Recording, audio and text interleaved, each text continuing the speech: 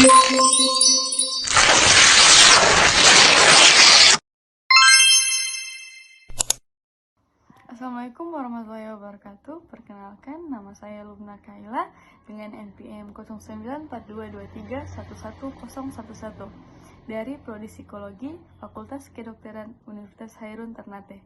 Tujuan saya membuat video ini untuk memenuhi tugas remedial teori kepribadian dari dosen pengampu Ibu Amalia SJ Kahar, SPSI, MPSI Psikolog.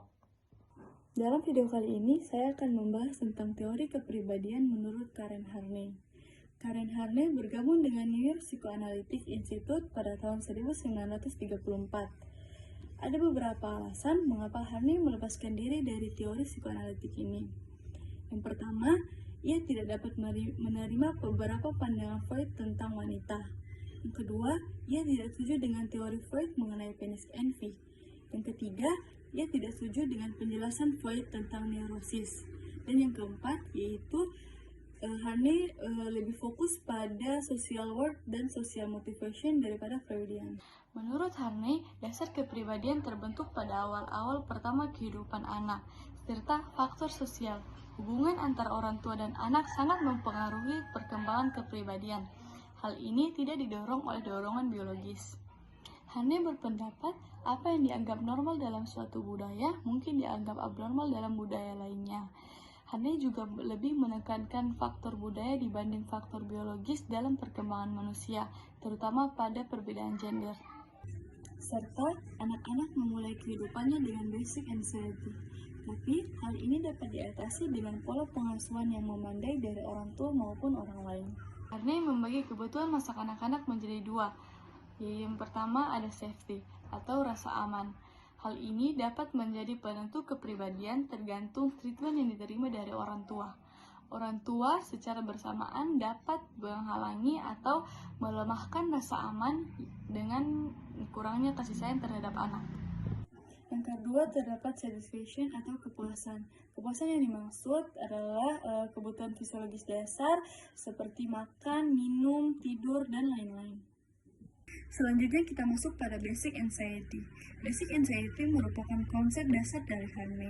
Perasaan takut sendiri, tidak aman, dan tidak berdaya di dunia yang kejam. Sifat dari basic anxiety yaitu pervasif, mempengaruhi semua hubungan individu dengan orang lain. Bentuk atau ekspresi dari basic anxiety antara satu orang dengan orang lain yaitu merasa kecil, tidak signifikan, tidak berdaya, sepi, terancam, ditolak, dan sebagainya. Selanjutnya ada self-protection. Dalam self-protection, Harney membagi menjadi dua.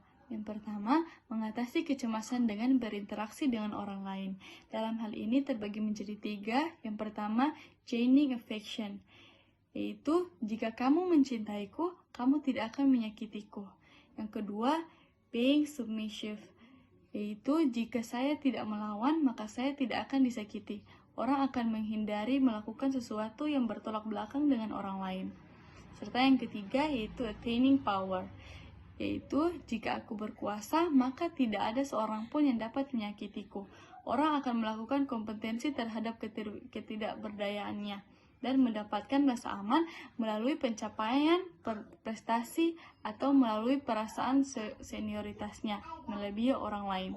Selanjutnya ada mengatasi kecemasan dengan menjauhi orang lain. Hanya terdapat satu subbab, yaitu withdrawing. Withdrawing artinya jika aku tidak tergantung pada orang lain, maka tidak seorang pun dapat menyakitiku. Melindungi diri dari basic anxiety dengan menjauhi orang lain, bukan physical sense, melainkan psychological sense.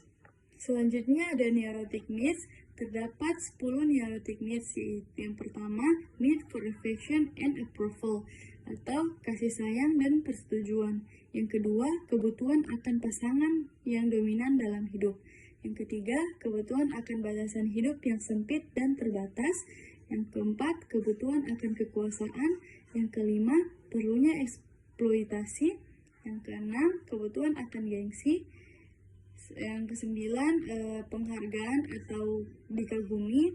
Yang kesepuluh, kebutuhan akan prestasi. Dan yang kesembilan yaitu kebutuhan akan kemandirian. Serta yang ke-10 ada kesempurnaan dan ketidakcelaan. Menurut Harney, setiap orang yang mempunyai kebutuhan dalam derajat yang sama, tidak ada kebutuhan yang abnormal atau neurotik dalam kehidupan setiap hari. Munculnya hanya sementara. Neurotik karena pemuasannya secara intensif dan berusaha untuk dipuaskan. Selanjutnya ada neurotic traits, yaitu terbagi menjadi 3. Yang pertama, moving towards people atau compliant personalities, yaitu digambarkan dengan kebutuhan akan perhatian dan persetujuan yang kuat dan terus-menerus, yaitu kebutuhan untuk dicintai, diinginkan, diperlukan, dan dilindungi.